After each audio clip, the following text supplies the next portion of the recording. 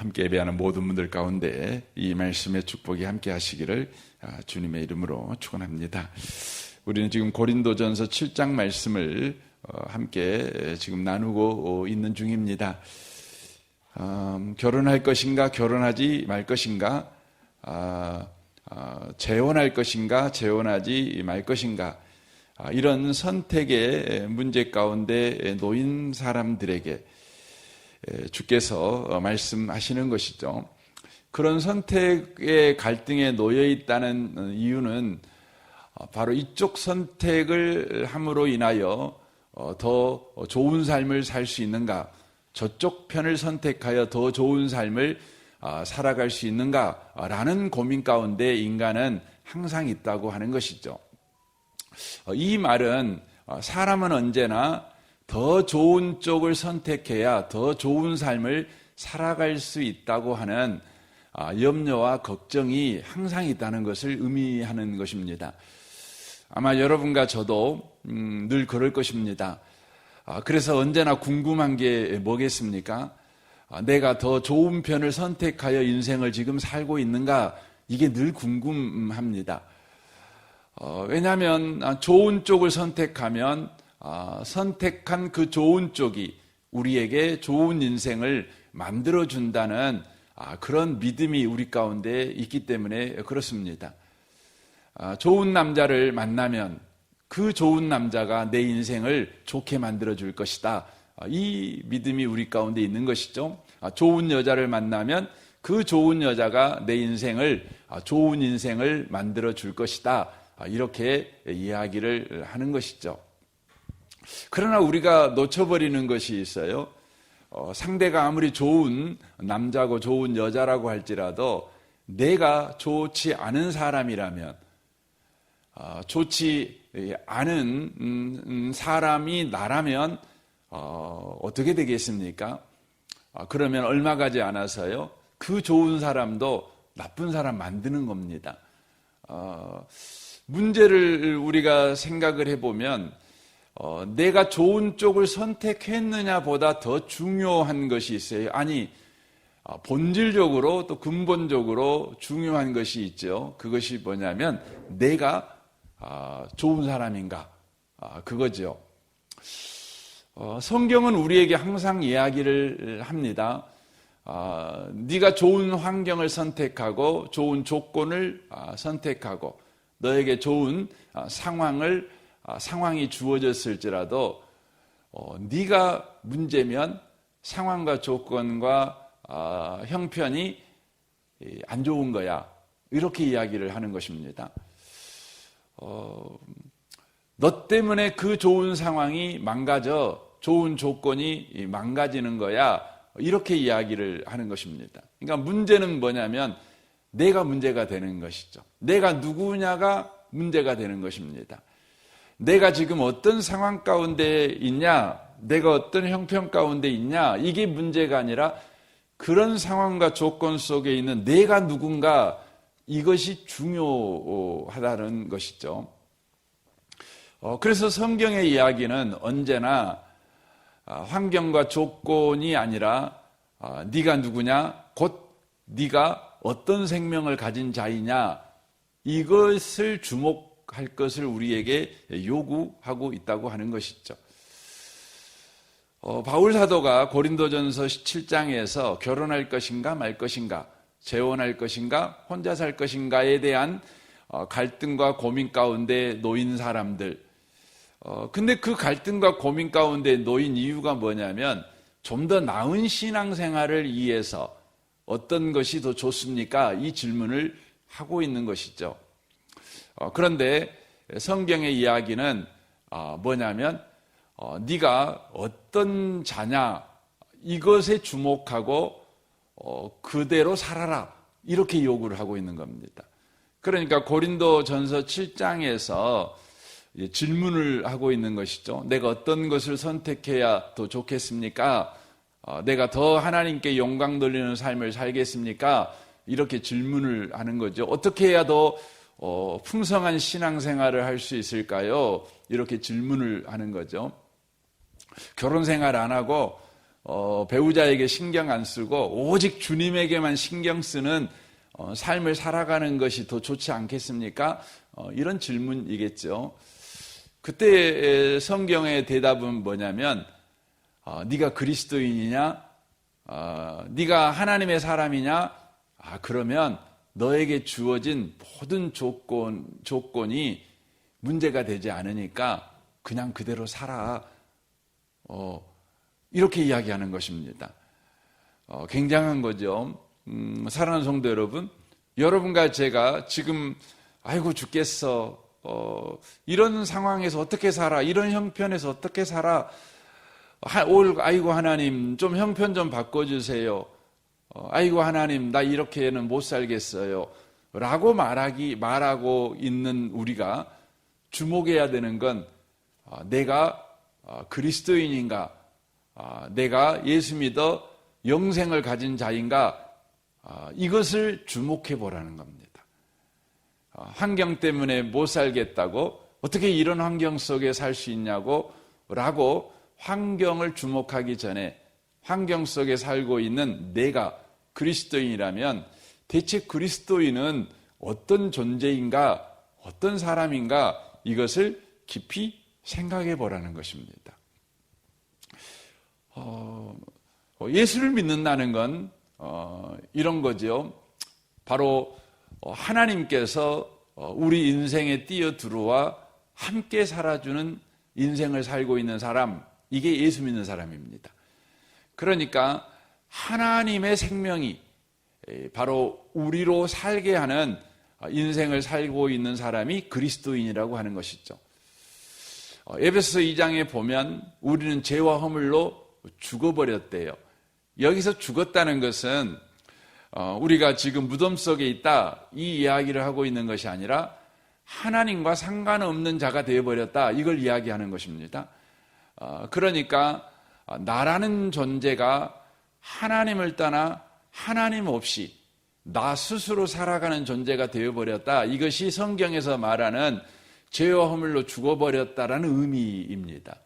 그러니까 오로지 내 힘으로만 내 인생을 사는 겁니다. 내 능력으로만 내 인생을 사는 것입니다. 그 사람이 죽어버린 것입니다. 그런데 우리 가운데 하나님의 은혜가 임하여 우리가 예수 믿는 사람이 되었습니다. 구원을 받은 사람이 되었습니다. 구원을 받았다는 건 뭐냐면 하나님이 함께하는 인생을 바로 살게 되었다는 것을 의미하는 것입니다. 나 혼자 살던 자가 하나님이 함께하는 인생을 바로 살게 되었다는 것이죠. 하나님께서 내 인생을 하나님이 거하는 집으로 삼으셨다. 이게 뭐냐면 그리스도인이 되었다. 이런 의미입니다. 생명이신 주님께서 바로 내 인생을 하나님이 거하는 집으로 삼았다. 그러면 내 인생은 무슨 집이 되는 겁니까? 생명의 집이 되는 겁니다. 생명이 넘치는 집이 된 것입니다. 그래서 예수를 믿는다는 건 생명을 얻고 더 풍성히 얻는 삶을 바로 살아가는 것이다. 이렇게 말씀을 드릴 수가 있는 것이죠. 여러분 생명을 가졌다는 것은 기가 막힌 것 아니겠습니까? 기가 막힌 거 아니겠습니까? 오늘 본문이 생명을 가졌다는 것이 무엇인지를 우리에게 바로 잘 비유를 통해 말씀하고 있는 내용입니다. 우리가 너무 잘 아는 바로 씨 뿌리는 바로 비유입니다.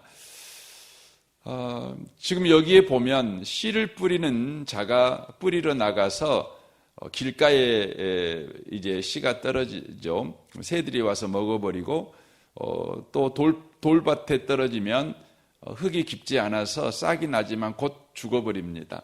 가시떨기에 떨어지는데 가시로 인하여서 열매를 맺을 수 없고 죽어버리는 것이죠.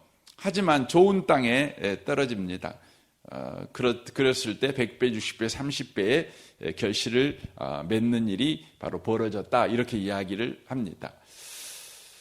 우리는 이 성경을 읽을 때 대부분 이걸 읽고 좋은 밭이 되라는 말씀이구나 이렇게 읽습니다. 그래서 좋은 밭이 되기 위해서 어떻게 해야 됩니까? 길과 같이 이 굳어버린 길가를 부드럽게 기경을 해야 되겠죠. 돌밭을 어떻게 해야 되겠습니까? 돌을 다 이렇게 건져내야 되겠죠. 돌을 다 치워버려야 되겠죠. 여러분, 가시떨기가 좋은 밭이 되려면 어떻게 해야 되는 겁니까? 가시를 다 뽑아버려야죠. 그렇죠. 그래서 우리는 이 비유를 들을 때 이런 생각을 하는 것입니다. 나는 돌밭인가? 그러면 내 안에 돌 치워야 돼. 나는 가시떨기인가? 내 안에 가시 제거해야 돼. 오, 하나님, 내 안에 가시가 너무 많아요. 가시 좀 제거해 주세요. 저는 늘 사람들을 찌르는 사람입니다. 사람들을 안아줄 수 있는 부드러운 사람이 되고 싶습니다. 제가 가시가 많아가지고 통 열매를 맺을 수가 없어요. 우리는 늘 이런 기도를 하죠.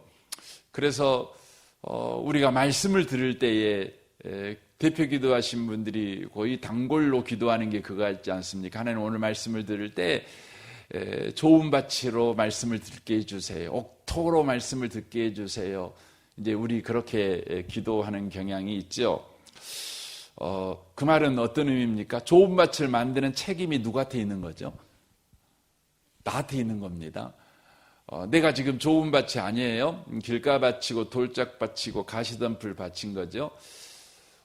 그래서 내 인생은 항상 문제인 거죠. 내가 은혜 받지 못하고 내 삶이 열매가 없는 이렇게 가난한 그리스도인의 삶을 내가 살아가는 거죠. 그 이유가 뭐냐면 내가 돌밭인 내가 좋은 밭을 만드는 일에 늘 실패하기 때문에 돌밭을 만드는 책임 있는 삶을, 또 성실한 삶을, 우리가 또 마음을 기경하는 삶을 살아가지 못한 용고다, 이런 생각을 우리가 하는 것입니다. 이런 생각을 하는 게 뭐예요? 이게 바로 종교입니다. 종교입니다. 불교에서는 끊임없이 이야기하는 게 뭐죠? 당신이 해탈하지 못하는 이유가 뭐냐? 그것은 집착하기 때문이다. 생애에 집착하고, 돈에 집착하고, 성공에 집착하고, 그래서 네 안에 있는 집착을 바로 제거해 버려야 된다는 거죠. 그래야 깨달음을 얻어서 해탈할 수 있다. 끊임없는 윤회하는 삶에서 또 태어나고 죽고 태어나고 죽고 태어나고 죽고 이 윤회의 굴레에서 벗어나 해탈, 곧 부처가 되는 삶을 살아갈 수 있다, 이렇게 이야기를 하는 것이죠. 유교에서도 마찬가지죠. 유교에서 가르쳐 주고 있는 궁극적인 그 사람은 뭐냐면, 혼자 있을 때에도 도를 지키며 살아가는 사람이 되는 겁니다. 다른 사람이 볼 때야 뭐 말할 것도 없지만 혼자 있을 때에도 그렇게 높은 도덕성을 가지고 높은 윤리의 사람으로 살아가는 것, 이런 것이죠. 그런 사람이 바로 도인이고, 그런 사람이 국가를 경영해야 그 국가가 바로 인류 국가가 되고 좋은 국가가 된다, 이렇게 가르치는 거죠. 그러니까 그걸 부단히 이제 노력을 하는 거죠. 학문을 증진을 통해서 자기 안에 있는 이것들을 제거해 가는 것이죠. 인류는 지금까지 그래 왔어요. 종교를 통해서 그래 왔지요. 그런데 오늘 본문 말씀은 우리에게 종교 생활을 잘해라, 이것을 이야기하고 있는 것이 아니에요. 네 안에 가시가 많아서 문제야. 네 안에 성격이 문제야. 네가 삶을 살아오면서 받았던 수많은 상처가 아직 치유되지 않아서 문제야. 그래서 너 은혜 못 받아. 그러니까 우리 상처 치유하자. 네 성격 좀 고치자. 네 안에 있는 그 억울함을 좀 해소하자. 그래야 너 열매 맺는 삶 살아. 지금 이 이야기로 많이 받아들이는 거죠. 그래서 이제 무당들이 와갖고 그러는 거 아닙니까? 네 인생에 살이 끼었어.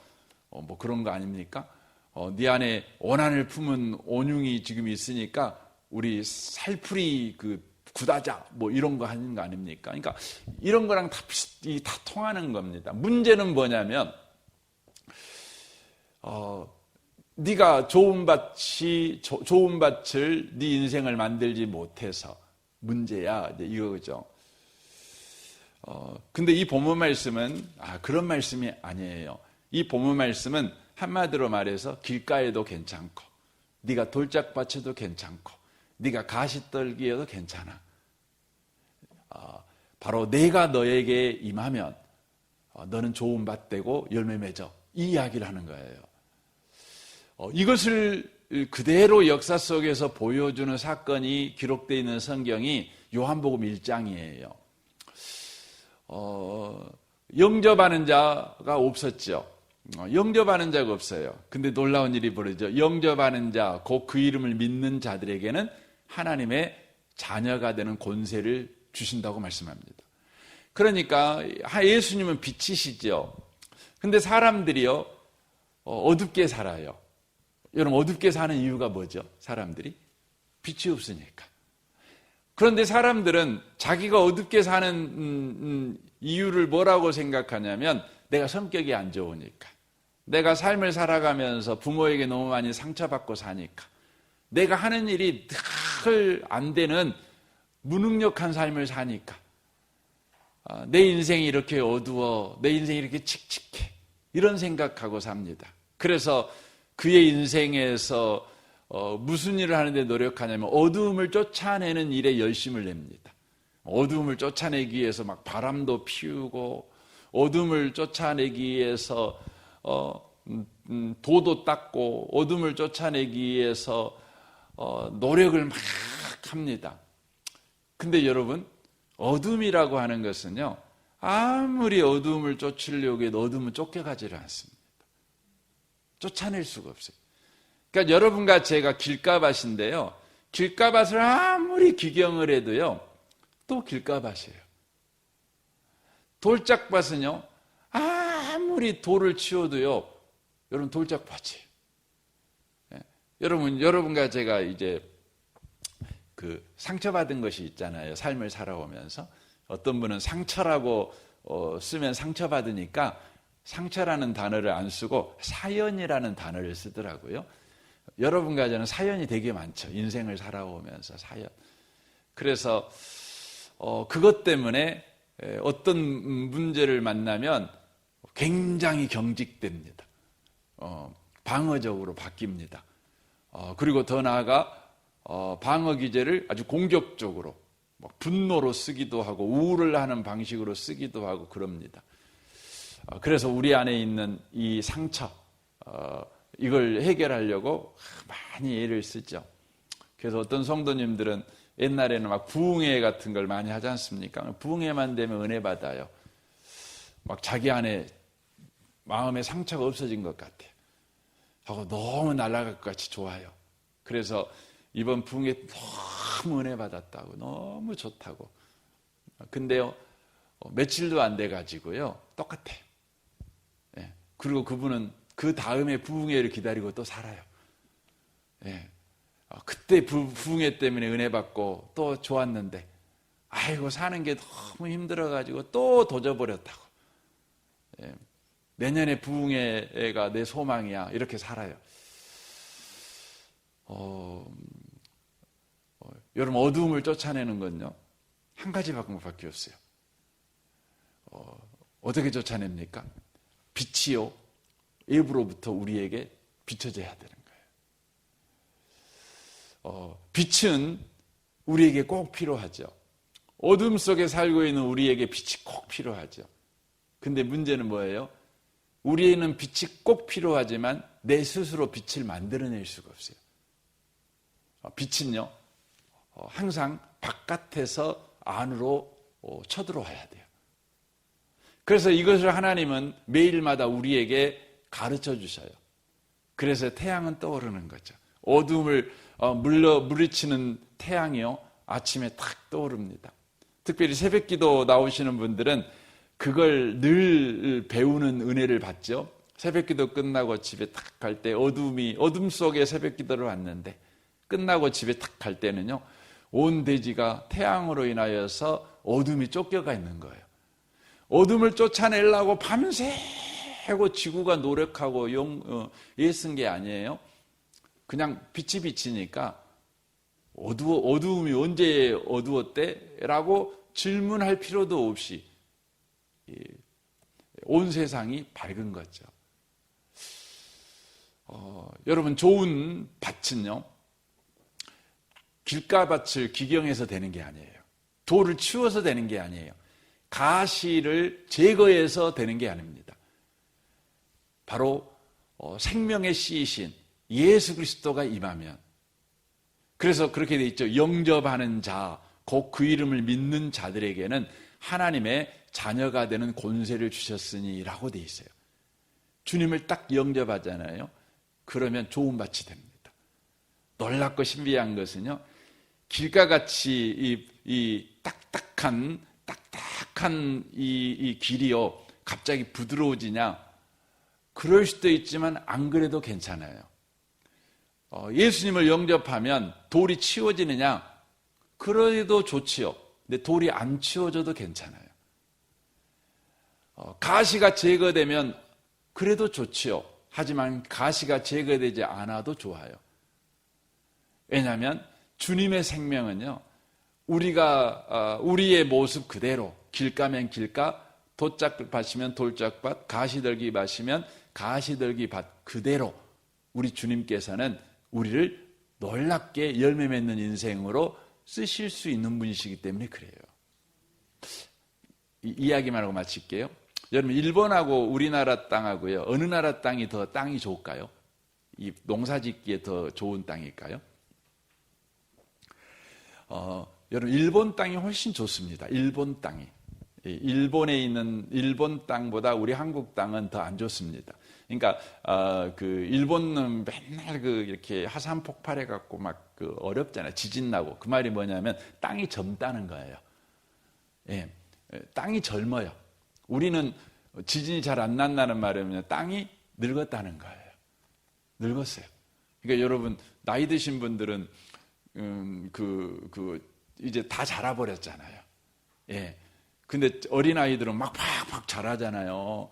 자라니까 몸의 변화가 막 자꾸 일어나는 거죠. 그러니까 일본 땅이 훨씬 젊습니다.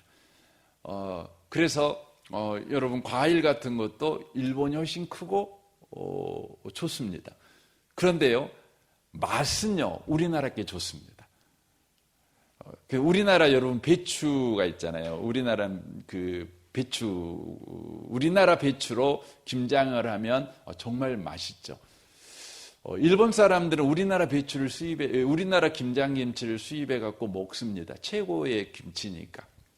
그럼 왜 그러냐? 우리나라 배추가 맛있습니다. 그 이유는 일본 땅에다가 우리나라 배추 씨를 갖다 심으면은요, 잘 자라요. 커요. 근데 맛이 안 나요. 왜 맛이 안 나냐? 땅이 너무 좋아갖고. 우리나라 땅은요, 땅이 일본보다 안 좋으니까 희한한 거 뭐냐면 맛이 좋아요. 신기하죠? 신기해요. 여러분, 삶이요, 상처도 많고 가시도 많고 인생을 살아오면서 우여곡절이 너무 많은 사람들. 근데 예수 만나잖아요. 그럼 그 사람하고 이야기하면은요, 너무 은혜돼요. 무슨 이해되시죠? 내 삶에 문제도 없고 그냥 시험 보면 맨날 1등 나고 항상 고속도로였어요. 항상 꽃길이었어요. 그런 사람하고 이야기하면은요, 정 재수없어요. 네. 근데 인생이 그냥 팍팍해. 근데 예수 없이 그런 사람은 무섭거든요. 근데 예수 만난 사람은요, 그 사람 이야기 듣고 있으면 침 흘리지도 모르고 듣고 있어요. 정말 맛있어요, 그 인생이. 여러분, 그렇습니다. 예수 만나면 그럽니다. 그래서 그것 때문에 100배, 6배, 30배로 결실을 맺는 거죠. 오늘 하루를 여러분 살아갈 때요, 오늘 힘드냐 안 힘드냐, 그거 우리한테는 굉장히 중요하죠. 그럼에도 불구하고 더 놀랍고 중요한 것은 내가 예수 안에 살고 있다는 거예요. 그러면 참 힘든 하루도요, 정말 맛있는 하루가 될 겁니다. 예.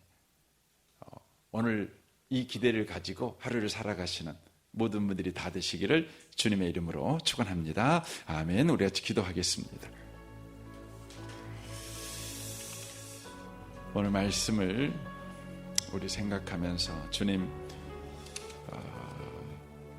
주님께서 우리를 맛을 내는 자로 부르셨사오니